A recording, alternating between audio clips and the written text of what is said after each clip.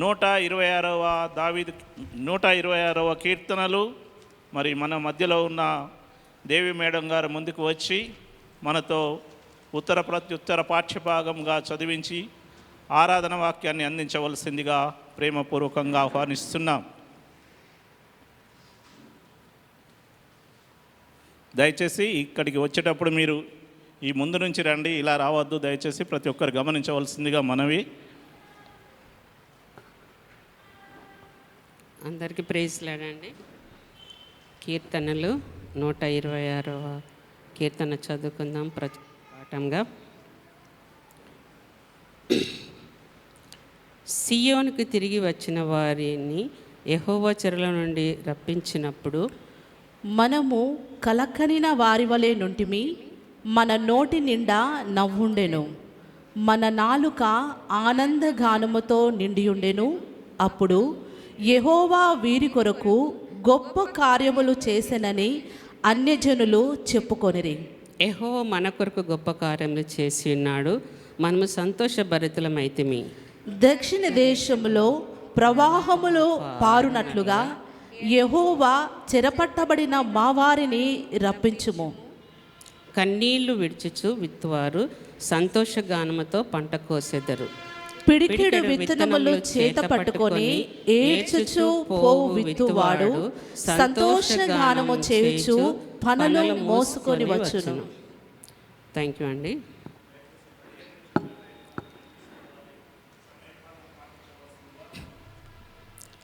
ప్రార్థన చేసుకుందాం. అందరం కూర్చుందాం. స్తోత్రములు స్తోత్రములు స్తోత్రములు స్తుతి స్తుతి స్తుతి స్తుతికి పాత్రుడా, ఆరాధనకు యోగ్యుడా, దయగల రాజా, కృపలకు తండ్రి, సర్వాధికారి, సర్వోన్నతుడ, సర్వశక్తిమంతుడ, సకల ఆశీర్వాదాలకు కారణభూతుడమైన తండ్రి, నీ బంగారు పాదములకు వందనములు స్తోత్రములు చెల్లించుకొంచున్నాం.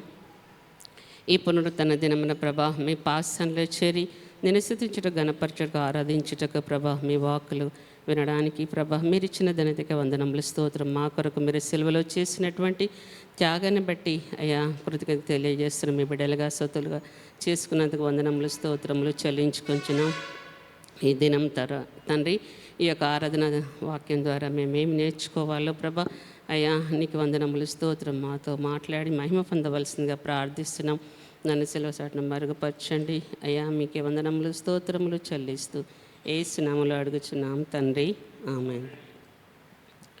126వ దావీదు కీర్తనలో మరి 1 నుండి 6 వచనములను చదువుకొని ఉన్నాము. దాన్ని మనము ధ్యానించుకుందాం. సియోనుకు తిరిగి వచ్చిన వారిని యెహోవా చెరల నుండి రప్పించినప్పుడు మనము కలగని వారి వలె నుంటిమి, మన నోటి నిండా నవ్వుండెను, మన నాలుక ఆనందగానముతో నిండి ఉండెను. కొన్ని వచనాలు, మొదటి వచనంలో చూసినట్టయితే సియోను తిరిగి వచ్చిన వారిని యెహోవా చెరలో రప్పించినప్పుడు, మరి ఇక్కడ సియోన్ అని అంటే యెరూషలేముకి తిరిగి వచ్చినటువంటి, ఎక్కడి నుండి అంటే బబులోను దేశము నుండి తిరిగి వచ్చినటువంటి సందర్భం మనం జ్ఞాపకం చేసుకుంటే, మరి ఇక్కడ పారసీక అనేటువంటి కోరేష్ మరి ఇర్మియాకు తెలిపిన ఆ యొక్క ప్రవచన నెరవేర్చడానికి దేవుడు ప్రేరేపించగా, మరి తను అక్కడ ఉన్నటువంటి దేవుని యొక్క ప్రజలు ఎవరైతే ఉన్నారో వారిని యూదా దేశంలోని యెరూషలేములో మందిరం కట్టడానికి ప్రేరేపిస్తాడు, ఆజ్ఞ ఇస్తాడు. ఆజ్ఞ ఇచ్చినప్పుడు ఎవరైతే ప్రేరేపించబడ్డారో మందిరం కట్టడానికి, తర్వాత కొంతమంది పెద్దలు వెళ్ళి మందిరాన్ని నిర్మించాలని, దానికి కావలసినటువంటి సామగ్రిని సమకూర్చాలని, ఇవ్వాలని మరి ప్రకటన చేసినప్పుడు అక్కడ కొంతమంది యూదా పెద్దలు, బెన్యామిన్ పెద్దలు, మరి యాజకులు, లేవీయులు, మరి ఇంకా ప్రేరేపించబడ్డ వాళ్ళందరూ బయలుదేరి మందిరం కట్టడానికి వెళ్ళినటువంటి సందర్భాన్ని మనం గుర్తు చేసుకోవచ్చు. ఇక్కడ సియోనుకి తిరిగి వచ్చిన వారిని యెహోవా చెరలో రప్పించినప్పుడు, మరి బబులోను దేశానికి చెరగా కొనుపబడినటువంటి ఆ యొక్క యూదా ప్రజలు, యెరూషలేం వారు అక్కడ ఉండి అనేక మరి మనం చూస్తాం అక్కడ ఉన్నటువంటి ప్రజలు, రాజులు ఏ విధంగా వారిని బానిసలుగా చూశారో మరి అవన్నీ మనకు పరిశుద్ధ లేఖనాల్లో చూసినాం. కాబట్టి వాళ్ళు ఆ బంధకాల నుండి, ఆ చెరల నుండి వచ్చినప్పుడు వారికి ఎంత సంతోషమో, ఎంత ఆనందమో, ఆ యొక్క మన దేశానికి వచ్చాము, మన సొంత దేశానికి, దేవుడు అనుగ్రహించే దేశానికి అక్కడికి వచ్చామనేటువంటి సంతోషించారు. సంతోషించి ఇంకేమంటారు, మనం కలగలిగిన వారి వలె నుంటిమి, మన నోటి నిండా నవ్వుండని. మనకి ఏదైనా జరిగినప్పుడు మంచి చెడు ఇది కలలాగా జరిగిపోయిందని ఆనందిస్తూ ఉంటాం. మరి ఇది కళ అయితే బాగుండని మనం అనుకుంటూ ఉంటాం. అదేవిధంగా ఇది కళలాగా వచ్చామేంటి ఈ యొక్క దేశానికి అని వాళ్ళు సంతోషిస్తున్నారు. మన నోటి నిండా నవ్వుండను. మనకి ఏదైనా మేలు జరిగినప్పుడు, మరి అనేక బాధల నుండి విడుదల కలిగినప్పుడు మనకు ఇంక ఎలా ఉంటుందంటే మన హృదయం, మన నోటి నిండా నవ్వు, ఎప్పుడు ఆనందంగా ఉంటాం. బాధలు, ఇరుకులు, ఇబ్బందులు, మరి బంధకాల్లో ఉన్నప్పుడు ఎలా ఉంటాం, మన ముఖం కానీ మన యొక్క ముఖ కవలికలు కానీ బాధగా ఉంటాయి. తెలిసిపోతుంది మనం ఆనందంగా ఉన్నామా, మన సంతోషంగా ఉండాలనేటటువంటి మన ముఖం చూసినప్పుడు మన ప్రజలు గమనిస్తూ ఉంటారు. అదేవిధంగా వాళ్ళు ఆ బంధకాలను విడిపించబడ్డారు కాబట్టి వాళ్ళు ఎలా ఉన్నారంటే నోటి నిండా నవ్వు, అందరితో నవ్వుతూ మాట్లాడుతూ సంతోషంగా కుటుంబ సభ్యులతో ఉంటూ ఉన్నారు. మన నాలుక ఆనందగానంతో నిండి ఉండను. మన నాలుక అంటే ఆనందంగా పాటలు పాడుతూ ఉంటాం. మనము ఒక కిచెన్లో వెళ్ళినా, లేకపోతే ప్రయాణం చేస్తున్నా, లేకపోతే మనం చేస్తున్నటువంటి పని స్థలాల్లో కూడా ఏదో ఒక పాట పాడుకుంటుంటున్నాం. పాట ఎప్పుడు పాడతామంటే సంతోషంగా ఉన్నప్పుడే. కాబట్టి వాళ్ళు విడుదల పొందారు కాబట్టి వాళ్ళ నాలుక ఆనందగానంతో నిండి ఉండెను. అప్పుడు యెహోవా వీరి కొరకు గొప్ప కార్యములు చేసిన అన్ని జనులు చెప్పుకునేది. మన యొక్క ప్రవర్తన బట్టి, మన యొక్క మాటలను బట్టి, మన యొక్క నవ్వు ఆనందాన్ని బట్టి వీరి జీవితంలో దేవుడు ఎంత గొప్ప కార్యాలు చేసిండని అన్యులు అనుకుంటారంట. కాబట్టి మనము ఎప్పుడు దేవుని యందు ఆనందించుడని మన లేఖనాలు తెలియపరుస్తున్నాయి. కాబట్టి మనం ఎప్పుడు మన దేవుని బట్టి ఆనందించే వారిగా ఉండాలి. మనల్ని చూసి మన యొక్క ఆనందాన్ని చూసి అన్యజనులు కూడా మన దేవుని దగ్గరికి, మన మేలు చేసేటటువంటి దేవుని దగ్గరికి రావడానికి వారిని తీసుకుంటారనే విషయాలు మనం గమనించాలి. కాబట్టి ఇక్కడ చూడండి 3వ వచనంలో యెహోవా మన కొరకు గొప్ప కార్యములు చేసి ఉన్నాడు, మనం సంతోషభరితలమైతేమి. దేవుడు ఇశ్రాయేలు ప్రజల పైన, దేవుడు ఇశ్రాయేలు ప్రజలను మరి ఐగుప్తులో వారి వెట్టి చాకిని బట్టి వారు మొరపెట్టినప్పుడు వారు మొర విన్నారు. వాళ్ళు మూలుగులు విని దేవుడు వారి యందు లక్ష్యం ఉంచి మరి వాళ్ళని రక్షించడానికి ఒక నాయకుని ఏర్పాటు చేసి మరి రక్షించారు. అంటే ఐగుప్తు నుండి అనేక అద్భుతాల ఆశ్చర్య కార్యములు చేసి వారిని ఐగుప్తు నుండి తీసుకొని కనానుకు నడిపిస్తున్న సమయంలో కూడా ఎర్ర సముద్రం మధ్యలో మార్గంలో ఎర్ర సముద్రం కూడా మరి ఎదురైనప్పుడు ప్రార్థన ద్వారా, ఆయన యొక్క శక్తి ప్రభావాల ద్వారా మరి ఎర్ర సముద్రాన్ని కూడా ఒక ఆజ్ఞ నేలగా చేసి ఇశ్రాయేలు ప్రజలకు గొప్ప మేలు చేసినట్టుగా మనం చూస్తాం. ఇక్కడ చూడండి, యెహోవా మన కొరకు గొప్ప కార్యం చేసినాడు, ఆనందభరితలమైతిమి. ఇక్కడ చూడండి, మనకు కూడా దేవుడు గొప్ప కార్యాలు. మనం పాపంలో, శాపంలో, అంధకారంలో ఉన్నప్పుడు కొట్టుమిట్టాడుతున్న సమయంలో మరి సాతానైతే మరి మనల్ని నరకానికి, అంటే నిత్యము అగ్నిలో కాల్చబడేటటువంటి ఆ నరకాన్ని తీసుకుపోవడానికి మన పాప బంధకాల్లో మరి బానిసత్వంలో పడేసి మరి దాని నుండి బయటికి రాని స్థితిలో మనం ఉన్న దేవుని యొక్క కనుదృష్టి ఇశ్రాయేలు ప్రజలపైన ఏ విధంగా ఉందో ఆ విధంగా మనపైన ఆయన కనుదృష్టి పెట్టి ఆయన యొక్క ప్రేమ వాత్సల్యతను బట్టి మన ఆ పాప బంధకాల నుండి, ఆ పాప పాశముల నుండి, ఆ పాప బానిసత్వం నుండి మనల్ని విడిపించినట్టుగా మరి తనే మరి దేవుడు లోకమును ఎంతో ప్రేమించాడు కాబట్టి తన అద్వితీయ కుమారుణ్ణి ఈ లోకానికి పంపించి మన నిమిత్తం మనకు బదులుగా మరి ఆయన చనిపోవడానికి, ప్రాణం పెట్టడానికి తండ్రి మనకు కుమారుని అనుగ్రహించాడు. కాబట్టి తను తగ్గించుకొని పరలోకంలో ఉండడం గొప్ప భాగ్యం అని ఎంచుకోలేదు, కానీ మరి తండ్రి ఆజ్ఞ మేర మరి మన కోసం ఈ లోకానికి వచ్చి మనకు రావాల్సిన అవమానం, మనకు రావాల్సిన శిక్ష యావత్తు కూడా భరించి గాయములు పొంది మరి రక్తం కార్చి ప్రాణం పెట్టి మన నీతిమంతులుగా తన కుమారులుగా కుమార్తెలుగా తీసుకొని నరకం నుండి తప్పించి పాపం నుండి విమోచన మనకెంతో గొప్ప మేలు చేసినాడు. ఇశ్రాయేలు ప్రజలకే కాదు కానీ మనకు కూడా దేవుడు మన నీతిమంతులు మార్చడానికి ఎంతో అద్భుత కార్యములు సిలువలో చేసినట్టుగా ఈ వాక్యం ద్వారా మనం నేర్చుకోవచ్చు. అదేవిధంగా 4వ వచనం, దక్షిణ దేశంలో ప్రవాహములు పారునట్లుగా యెహోవా చెరపట్టబడిన మా వారిని రప్పించుము. ఇక్కడ చూడండి, వెంటనే వాళ్ళు వచ్చారు, మందిర నిర్మాణంలో పాల్గొన్నారు, సంతోషిస్తున్నారు, ఆనందిస్తున్నారు.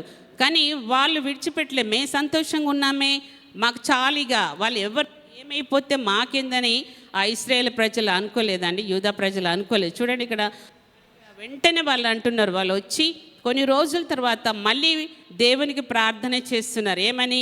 చెరపట్టబడిన వారిని రప్పించుము యెహోవా. ఇంకా కొంతమంది ఉన్నారు కాబట్టి పూర్తిగా మా జనాంగము రాలేదు కాబట్టి వారి పట్ల నీ కనికరం, దయ, వాత్సల్యత, నీ యొక్క ప్రభావం చూపించి మరి వారిని కూడా విడుదల చేయాలని దేవుని పెడుతున్నారు. కాబట్టి రక్షింపబడిన మనం సంతోషించుకు మనం కుటుంబ సభ్యులమే కాదు రక్షణ పొంది ఆనందించడానికి మరి మనతో పాటు మన చుట్టుపక్కల వాళ్ళు, మన రక్త సంబంధులు, మన ఎవరైతే నరకంలో పడడానికి సిద్ధంగా ఉన్నారో, పాపంలో శాపంలో బంధింపబడి ఉన్నారో వారి నిమిత్తం మనం ప్రార్థన చేయాల్సిన అవసరం ఎంతైనా ఉందని దేవుడు మరొకసారి వాక్యం ద్వారా మనకు తెలియపరుస్తున్నారు. మొదటి సమయంలో చూసినట్టయితే మొదటి సమయంలో 12:24 ఒకసారి చూసినట్టయితే మనం ఏ విధంగా ఉండాలో, రక్షించినటువంటి మనము ఏ విధంగా ఉండాలో ఇక్కడ తెలియపరుస్తున్నారు. ఆయన మీ కొరకు ఎన్ని గొప్ప కార్యములు చేసినో అది మీరు తలంచుకొని మీరు యెహోవా యందు భయభక్తులు కలిగి నిష్కపటులై పూర్ణ హృదయముతో ఆయనను సేవించుట ఆవశ్యకము. చూడండి, మనం రక్షింపబడి మన స్వార్థం చూసుకోవడమే కాదు కానీ భారంతోటి, బాధ్యతతోటి, బాధతోటి మన చుట్టూన్న వారి కోసము పూర్ణ హృదయంతో ఆయనను సేవిస్తూ, పూర్ణ మనసుతో, పూర్ణ ఆత్మతో మొదటి ఆజ్ఞను పాటిస్తూ, మరి 10 ఆజ్ఞలో మొదటి ఆజ్ఞ ఏ విధంగా మరి మనకు అందించిన ఆ విధంగా ఆయనను సేవిస్తూ మనం కూడా మరి పూర్ణ సమర్పణతోటి ప్రభు పనిలో ముందుకు వెళ్ళాలనే విషయాలను దేవుడు మరొకసారికి మన జ్ఞాపకం చేస్తున్నారు. ఇక్కడ చూడండి 5వ వచనం, కన్నీళ్లు విడిచి సంతోష పంట కోస్తారు. ఇక్కడ కన్నీళ్లు విడిచుచు విత్తువారు. మరి ఏం విత్తుతారు? విత్తనాలు విత్తుతారు. కాబట్టి మనం కూడా మరి నచ్చిపోతున్న ఈ ప్రజల నిమిత్తము మనం కన్నీళ్లు విడవాలంట. చూడండి, ఎప్పుడు కన్నీళ్ళు వస్తాయి? ఒక దైవ సేవకునికే కాదు, ఒక మరి ఇంకా వేరే వాళ్ళకంటే మన పూర్వీకులైతే ఎంతోమంది నశించిన అటువంటి బంధింపబడినట్టు బానిసలుగా ఉన్న వారి పట్ల మరి దేవుని యందు భయభక్తులు కలిగి అనేకుల కోసము కన్నీరు కార్చి అనేకులను దేవుని దగ్గర తీసుకొని వచ్చినట్లుగా మరి చూస్తాం. ఎజ్రా కానీ, నెహెమ్యా కానీ, ఇర్మియా కానీ, మరి ఇంకా పౌలు గారు, అపొస్తలుడైన పౌలు గారు కానీ యేసయ్య కూడా యెరూషలేం గురించి కన్నీరు కార్చినట్టుగా పరిశుద్ధ లేఖనాల్లో చూస్తాం. అప్పటి మన పితరులు ఆ విధంగా చేశారు. దైవ సేవకులు కూడా కన్నీరు ఎంతో భారంగా మరి పాపంలో ఉన్న వారు కన్నీరు కారుస్తూ ప్రార్థన చేస్తూ ఉంటారు. మరి రక్షణ దేవుని సంఘములో తీసుకొచ్చి మరి దేవుని ఆరాధించేవారిగా చేస్తూ ఉంటారు. వారికి మాత్రమే కాదు, మిషనరీస్ వేరే దేశం నుండి మన దేశానికి వచ్చి మన దేశం వాళ్ళు వేరే రాష్ట్రాలకు వెళ్ళి వాళ్ళు అనేక బాధలు, ఇరుకులు, ఇబ్బందుల్లో ఉంటూ కూడా నశించుచున్నటువంటి విగ్రహారాధన వారి కోసం నిత్యము కన్నీరు కారుస్తూ విజ్ఞాపన చేస్తూ వారి యొక్క భార్య పిల్లల్ని కానీ తల్లిదండ్రులు కానీ విడిచి ఎంతో దూరంలో వెళ్ళి మరి అనేక మంది కోసం వాళ్ళు పరిచర్య వాక్యాన్ని విత్తుతూ సువార్తను ప్రకటిస్తూ మరి అనేకులను దేవుని బిడ్డలుగా చేస్తున్నారు. పిడికెడు విత్తనం చేత పట్టుకొని ఏడ్చుచూ పోవు విత్తువాడు. చూడండి, పిడికెడు విత్తనాలు అంటే వాక్యాన్ని, దేవుని యొక్క వాగ్దానం. దేవుడు మనకు ఆజ్ఞ ఇచ్చాడు, మీరు సర్వలోకానికి వెళ్ళి సర్వసృష్టికి సువార్తను ప్రకటించుడి అని మనకు చెప్పినటువంటి ఆజ్ఞను ఇక్కడ కూడా మనం గుర్తు చేసుకోవాల్సి ఉంది. పిడికెడు విత్తనములు చేత పట్టుకొని ఏడ్చుపో విత్తువాడు. చూడండి, మరి మన భారము, బాధ్యత, దుఃఖం ఉంటేనే ఈ పని మనం చేయగలుగుతాం. ఆ విధంగా మరి నశించిపోతున్నటువంటి ఆత్మపై మన భారం ఉండాలని, మరి దుఃఖం ఉండాలని, మరి అలా ఉంటేనే మన దేవుని యొక్క సువార్తను ప్రకటిస్తూ అనేకులను దేవుని బిడ్డలుగా మరి తయారు చేయడానికి మనకు అవకాశం ఉంటుంది. మన జీవితం కూడా ఎలా ఉండాలంటే, ఒక ప్రకటించడానికి మనకు కూడా పరిశుద్ధ జీవితం ఉండాలి. మనం పాపం చేస్తూ, మోసం చేస్తూ, అన్యాయం చేస్తూ సువార్త ప్రకటించినట్టయితే ఎవరు మాట వినరు. కాబట్టి మన యొక్క జీవితము, మన యొక్క ప్రవర్తన పరిశుద్ధంగా ఉండాలి. దేవుని యొక్క సహాయాన్ని కూడా మనం తీసుకోవాలి. దేవుని యొక్క సహాయం, దేవుని యొక్క ఆజ్ఞ ప్రకారము దేవుని యొక్క పరిశుద్ధాత్మను తీసుకుంటూ విశ్వాసంతో ప్రార్థన చేస్తూ అనేకులకు సువార్త ప్రకటిస్తూ అనేకులను దేవుని యొక్క బిడ్డలుగా కుమారులుగా కుమార్తెలుగా చేసినప్పుడే మనకు సంతోషము ఆనందం ఉంటుందనే విషయాలను ప్రభు ఈ లేఖనాల ద్వారా తెలియపరుస్తున్నాడు. చూడండి, ఇక్కడ పిడికెడు విత్తనములు చేత పట్టుకొని ఏడ్చుపో విత్తువాడు సంతోషగానం చేయించు పనులను మోసుకొని వచ్చును. చూడండి, ఒక పిడికెడు విత్తనాలు అంటే మనం సువార్త ప్రకటించినప్పుడు దేవుని యొక్క సువార్త అనేక మంది ఇక్కడ పనులు అంటే మనం కర్రలు అంటే మొక్కజొన్న కర్రలే అనుకోండి, కంకితో ఉన్నటువంటి ఫలించినటువంటి కర్రలను మనం మోసుకొని వస్తాము అనే సంతోషంతో. అదేవిధంగా మరి ఎంతమందిని మనం రక్షిస్తామో, ఎంతమందిని నశించిన ఆత్మలను నరకానికి వెళ్ళకుండా స్వార్థ ద్వారా మనము కాపాడగలుగుతామో దాన్ని బట్టి మన యొక్క సంతోషం అధికమై మరి మనం ఆ విధంగా సంతోషించడానికి ఉంటుంది. కాబట్టి దేవునికి సంతోషము రక్షింపబడినందుకు, నరకం నుండి వారిని తప్పించినందుకు, సువార్త ప్రకటించినందుకు, వారి పట్ల మన బాధ్యతగా ప్రార్థన విజ్ఞాపనలు చేసినందుకు మనకు కూడా సంతోషం ఉంటుందనే విషయాన్ని దేవుడు మనకు ఈ విధంగా గుర్తు చేస్తున్నాడు. కాబట్టి బంధకాలు, సాతాన బంధకాలు, పాప బంధకాల్లో ఉన్నవారికి మనము మన బాధ్యతగా భారంగా కన్నీటితోటి ప్రార్థన చేసి మన పట్ల దేవుడు ఎంత అద్భుత ఆశ్చర్య కార్యాలు చేశారో అవి వాళ్ళకి వివరిస్తూ మరి వారిని ఆ చెర నుండి విడిపించడానికి మనవంతు సహాయము, మనవంతు ఒక సహాయం చేస్తూ వారిని దేవుని సన్నిధి తీసుకొచ్చి దేవుని మహిమకరంగా ఉంచేటట్టుగా మనం ఆ విధంగా పరిచర్యలో సంపూర్ణ సమర్పణ కలిగి దేవుని పరిచర్యలో వాడబడడానికి దేవుడు మనల్ని సిద్ధపరచునుగాక. అట్టి కృప దేవుడు మనకు అనుగ్రహించునుగాక. ఆమేన్.